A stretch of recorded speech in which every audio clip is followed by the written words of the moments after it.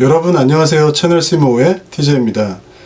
오늘은 제가 여러분에게 미국 증시에서 투자할 만한 회사 하나를 소개해 드리려고 하는데 본 내용에 들어가기 앞서 공지 하나만 말씀드릴게요. 앞으로도 그렇고 제 영상은 절대 투자 권유 영상이 아닙니다. 그냥 여러분들이 주식 투자하실 때 여기저기서 정보 많이 얻으시잖아요. 그런 정보 중에 하나라고 생각하셨으면 좋겠어요. 자, 그럼 본 내용으로 들어가서 오늘 제가 소개해드릴 회사의 이름은 이스털리 거버먼트 프로퍼티스라는 부동산 리츠 회사입니다. 많은 분들이 부동산 리츠에 대해서 알고 계실 텐데 혹시라도 모르시는 분들을 위해서 부동산 리츠가 뭔가에 대해서 먼저 가볍게 설명을 할게요. 부동산 리츠는 회사 이름이 아니에요. 그냥 부동산 투자 회사를 통칭하는 명칭입니다. 영어로 리얼 이스테이트 인베스트먼트 트러스트라고 하는데요. 각 단어의 앞에 첫 글자 R, E, I, T, S 이렇게 따서 만든 단어가 리츠예요. 그래서 영어 풀네임은 아실 필요 없고 그냥 리츠라는 단어 정도만 이해하시면 될 것 같습니다. 아래 이 그림을 보시면 이 중간에 부동산 투자회사 리츠가 있죠. 이 리츠에 여러분이나 저 같은 투자자들이 투자를 합니다. 그러면 리츠 회사에서 이 투자금을 가지고 부동산을 매입해서 임대를 놓고 임차인으로부터 월세를 받습니다. 그 월세를 이렇게 전부 다 모아서 저희한테 배당을 해주는 거죠. 별로 어렵지 않죠. 그래도 이해 못하시는 분들이 있을 수 있으니까 좀 더 쉽게 말씀을 드리면 여러분이 지금 꼬마 빌딩 하나를 매입한다고 가정해 보겠습니다. 근데 돈이 좀 부족해서 아버지, 어머니, 누나한테 투자를 받아서 꼬마 빌딩 하나를 매입했어요. 그래서 1층에는 음식점을 세내주고 2층에는 카페를 세내줘서 한 달 뒤에 월세가 발생하겠죠. 그럼 월세를 받아서 아버지, 어머니, 누나, 그리고 나 이렇게 투자금에 비례해서 돈을 분배하는 거, 이게 그냥 리츠예요. 이걸 그냥 회사화한 게 간단하죠. 그럼 결국 돈을 모아서 부동산을 샀다. 그러면 리츠고요. 돈을 모아서 주식을 샀다. 그러면 펀드인 겁니다. 그럼 일반적인 리츠하고 오늘 살펴볼 회사하고 뭐가 다른지 한번 좀 살펴볼게요. 리츠 같은 경우는 방금 말씀드렸다시피 부동산 투자 목적으로 자금을 모아서 부동산을 사고 월세를 받거나 아니면 매각해서 차익이 생기면 투자자들한테 분배하는 거고요. 주요 투자 대상은 음식점 같은 소매점, 사무실, 공장이나 산업 설비, 그 다음에 주거용 건물, 데이터 센터, 그 다음에 휴대폰 기지국, 셀타워 같은 것들, 이런 데를 투자 대상으로 해요. 장점이라고 하면 현금 흐름이 안정적이고 배당 수익률도 굉장히 높다는 겁니다. 경우에 따라서는 6%? 많게는 10%까지도 주는데요. 오늘 저희가 살펴볼 회사 같은 경우는 9%도 나오고요. 그래서 주 수익원이 취득한 부동산에 대한 임대료니까 매출 추정이 생각보다 편하죠. 일반 회사 같은 경우는 경기가 좋을 때 나쁠 때 업앤다운이 있는데 부동산 리츠 같은 경우는 그런 경우가 별로 없어요. 다만 단점이라고 하면 경기 상황이 안 좋아지면 공실이 발생해서 월세가 안 나올 수도 있다는 거예요. 예를 들면 얼마 전에 우리 겪었던 코로나 팬데믹 시절에 재택근무가 늘어나가지고 공실이 많이 발생했었잖아요. 그래서 지금도 일부 리츠가 힘들어하고 있고 이 때문에 리츠 주가도 많이 좀 하락하기도 했었고요. 그러면 이스털리 거버먼트 프로퍼티스는 어떤가 좀 살펴볼게요. 일단 이 회사는요. 뉴욕 증시에 상장이 되어 있고요. 티커는 DEA입니다. 티커는 그냥 어려운 게 아니고 그냥 심벌 정도로만 생각하시면 될 것 같아요. 그래서 앞으로 이스털리 거버먼트 프로퍼티스 이게 되게 길잖아요. 그래서 그냥 편하게 DEA라고 부르겠습니다. 일단 DEA 자체도 리츠이기 때문에 사업 방식은 일반 리츠하고 동일하고요. 가장 큰 차이점이 있다면 미국 정부기관이 임차인이라는 겁니다. 그래서 FBI, 제한군인회, 국방부, 보건국, 이미그레이션 등 이런 미국 정부기관이 많은데요. 그렇기 때문에 임대료가 안 나올 일은 없죠. 또한 임대가 또 되게 장기래요. 그래서 24년 4월 기준으로 평균 임대 잔여 기간이 10.4년이나 됩니다.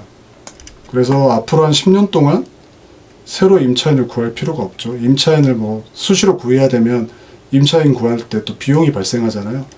뭐 DEA 같은 경우는 그런 비용 발생이 거의 없다고 보시면 됩니다.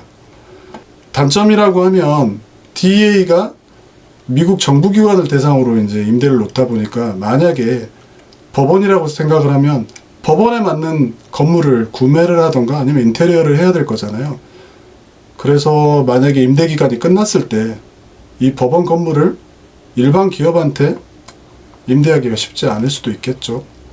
근데 또 어떻게 따지면 그렇기 때문에 경쟁자들이 시장에 들어오는 것을 막아줄 수 있는 또 효과가 있지 않나. 새로 뭐 경쟁자가 들어와서 법원 임대를 놓겠다 하면 법원을 지어야 되잖아요. 법원 인테리어도 해야 되고 그러다 보면 비용도 많이 발생하니까 쉽지는 않겠죠. 그러면 DEA의 자산이 어떻게 분포가 되어 있는지 한번 살펴보겠습니다.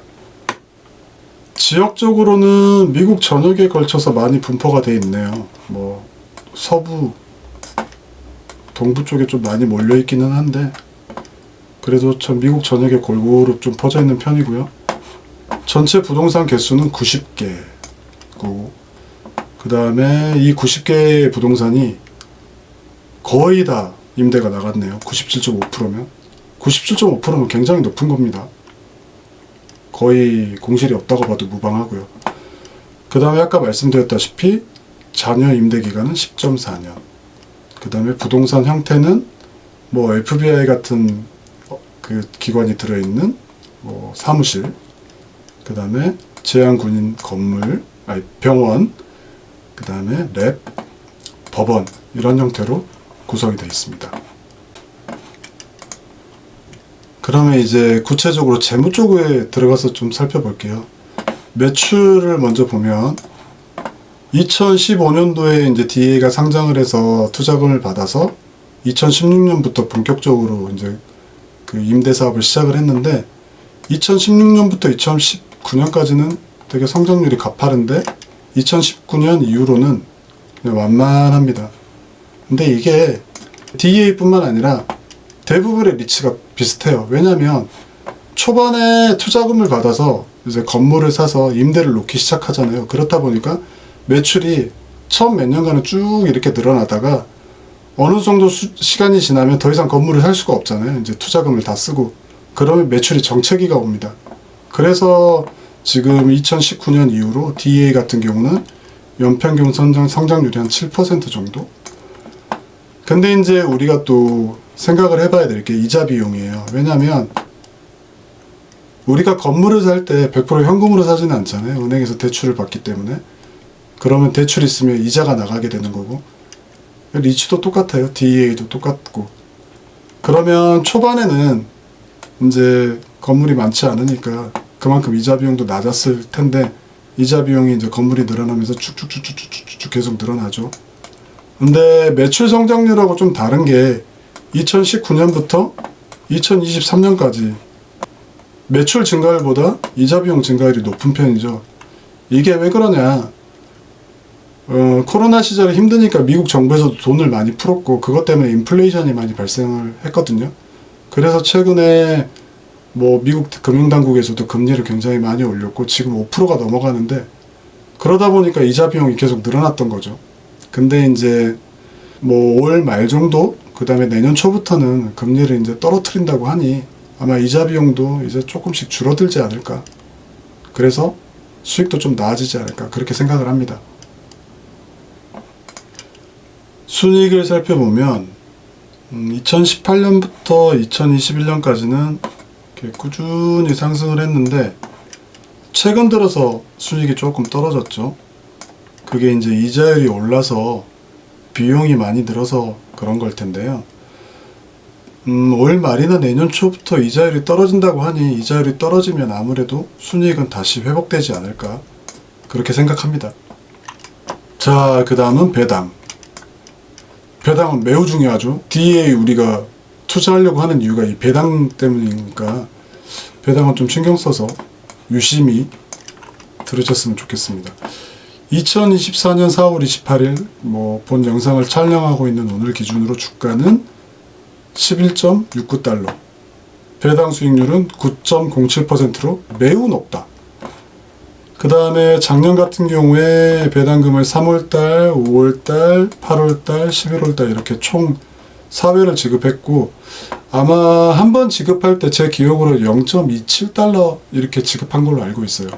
그래서 2023년도에 한 주당 총 1.08달러의 배당금을 지급했다.